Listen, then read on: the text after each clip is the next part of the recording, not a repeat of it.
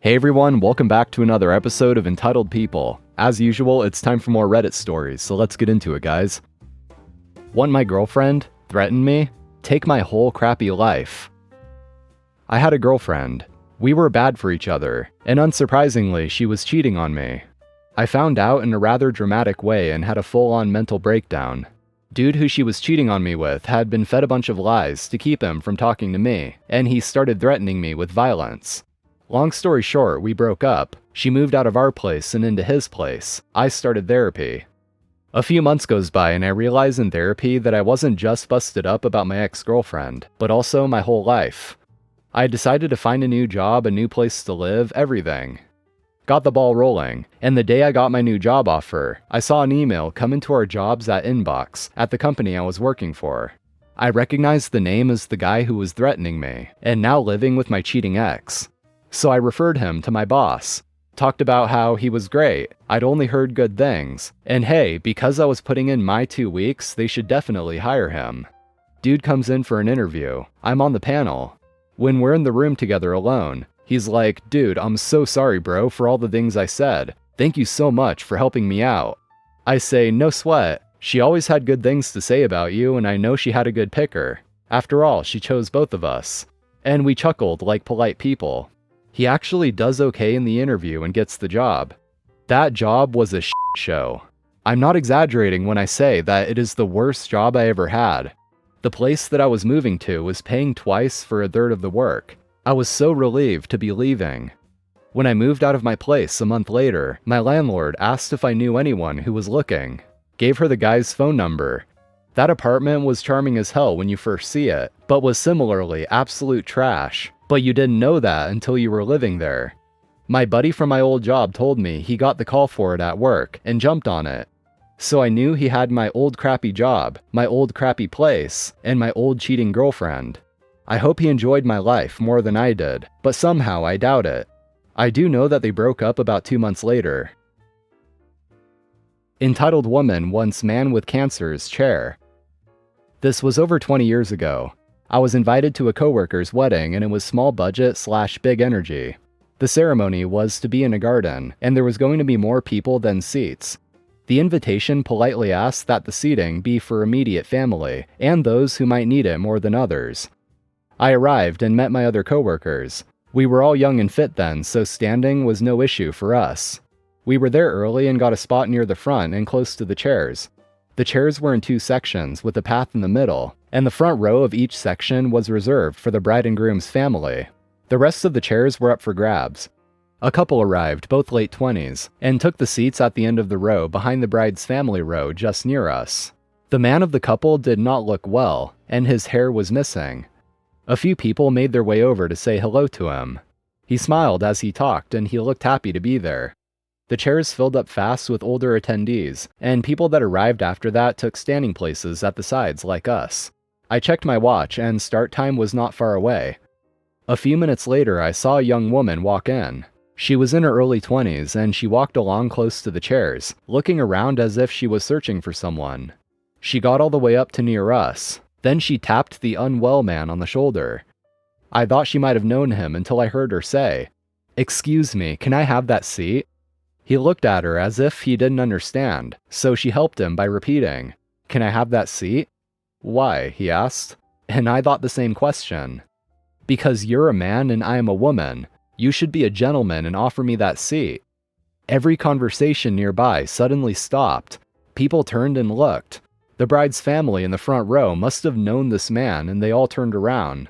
A few of them stood up and looked as if they were about to interject, when the man's partner leaned in front of him and said loudly, "He has cancer and he needs to sit down, okay?"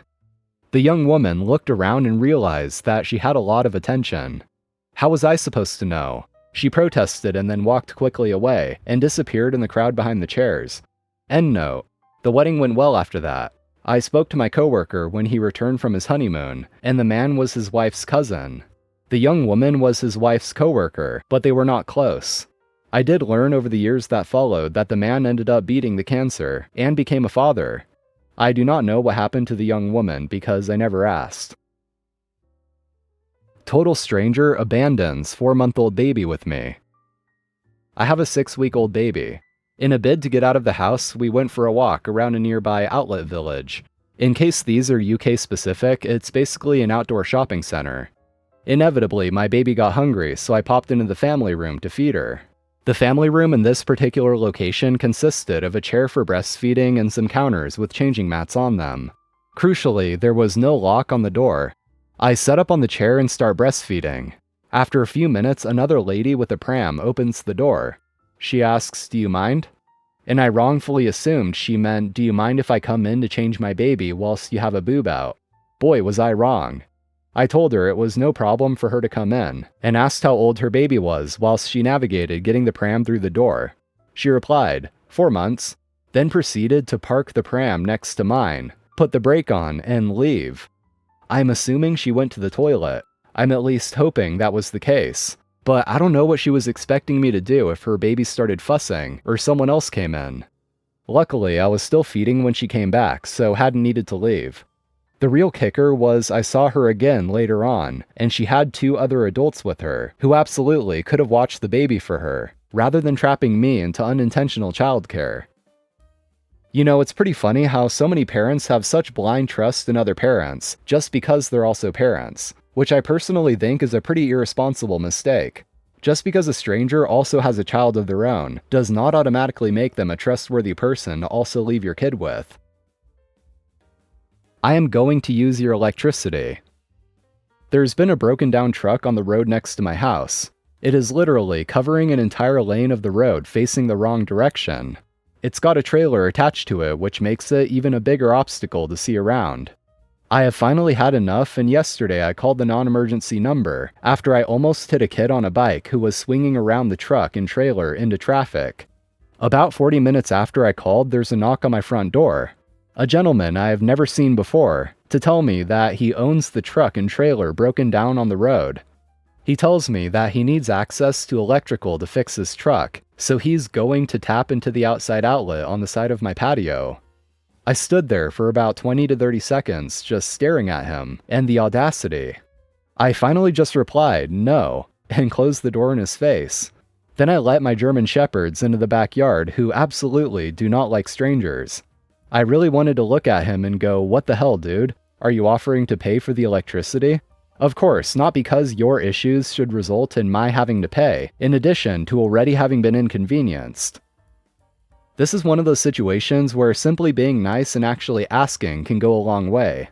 I don't know about OP, but I feel like the average person would probably just say yes if they asked nicely. But this guy just outright says he's going to use your outlet. Like, who do you think you are, bro? Asking if my fiance would leave me while I was in labor at the hospital so she could pick up an item we had for sale. I've been trying to sell this miniature portable washing machine on Facebook Marketplace for a few weeks. A woman we did not know at all inquired about it, and after we agreed on a price, she said the only day she could come pick it up was Monday. I told her that I am 39 weeks pregnant and that I would be induced for labor on Monday morning, but that she was welcome to come pretty much any other time. She insisted she could only do Monday, as she had another appointment in town that day. I apologized and told her I had to be at the hospital to have my baby. She then proceeded to send me multiple messages back to back, asking if my fiance could leave me alone at the hospital while I am in labor with our child, to meet her at my house so she could pick up the washer. I finally asked her if she was really suggesting he leave me alone during the birth of our first child, just so that she could pick this item up, and she got very huffy and said she didn't want the washer anyways. A couple who were supposedly camping near my property hurt themselves on my property and now want to sue me. I have a rural homestead. I grow all my vegetables in raised beds that are protected with small chicken wire hoop houses. In certain spots, I haven't curved the wire completely yet, so there are some sharp edges. Anyway, the couple that was camping in the woods decided to sneak onto my property at night. I have a fence and no trespassing and private property signs, and tried to steal from the garden, and in the process, the woman cut her arm badly on chicken wire. I know that they tried to steal because her blood was on the inside of the hoop house. She would have to have stuck her hand in the gap to cut her arm like that anyway. I heard a yelp that night, but I assumed it was a coyote and didn't go out and check. The next morning, I found blood on one of the hoop houses. That's pretty common due to raccoons trying to get in, and things like that, so I thought nothing of it. Then later that day, a couple came to my door. They said that they were camping nearby and had been hiking on my property, more like trying to steal, and that the woman had cut her arm walking by the hoop house, and that as soon as they get home they are going to contact a lawyer, then left. I guess they were hoping I would give them money or something. After they left, I called the police and told them that a couple had just admitted to trespassing on my property last night. The officer told me to call back if I see them again, but he has made a record of it. Do the attempted kill thieves have a leg to stand on if they do try to sue me? And they also posted this in the legal advice subreddit. A commenter there said this: "You have no liability." The best part? Yes, but it is very unlikely for 2 reasons. 1. A person who brings suit and loses must pay the landowners reasonable legal fees and court costs. And 2. The law protects landowners, so clearly there is little opportunity for the injured person to win. In fact, there has not been a single reported successful case against a landowner where the main landowner liability law applied.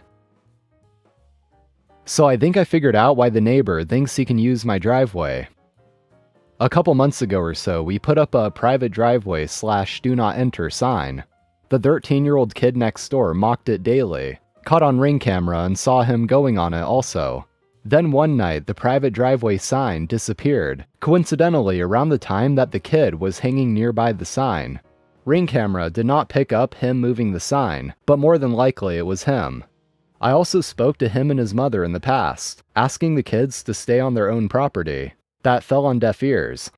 So the kid, anytime we would get a delivery, he's outside, saying in a real snotty tone, "Private driveway, keep out." He's done this to utility workers, delivery people, pretty much anybody who temporarily parks in our driveway. Our guests. I guess because he figures we permit delivery people and our guests to use our driveway, he must think he can do so too? And no, I'm not going to ask him yet again to stay off my property. I just don't feel like opening that can of worms, for lack of a better term. I mean, really, I spoke to both the mother and the kid himself, and the behavior continues. We are putting up a fence between our properties, and that fence cannot get installed fast enough. Feels like we've been waiting forever for the parts to arrive, much less get the installation scheduled. I really want to have the attorney send a letter, but I'm worried that the kid will mess with the survey property markers before the fence goes up. Truthfully, I'm surprised he hasn't messed with those markers already. He tried more than once moving the old ones in the backyard, so that's why we had new ones put in. When I spoke to the mother about it, she simply said she'll speak to the kid. But kids are kids. No, I'm sorry. This is not what a good kid does. This is what a disrespectful kid does. A kid that does not know boundaries. I've run the gamut. We have security cameras in case of retaliation, but obviously security cameras don't pick up everything, because I didn't pick up who actually removed the driveway sign. And truthfully, I don't want to invest more money for more high-tech security cameras. When and where does it end? Alright guys, that's going to be it for today. Thank you for watching. Be sure to hit that subscribe button for more, and I'll see you all next time.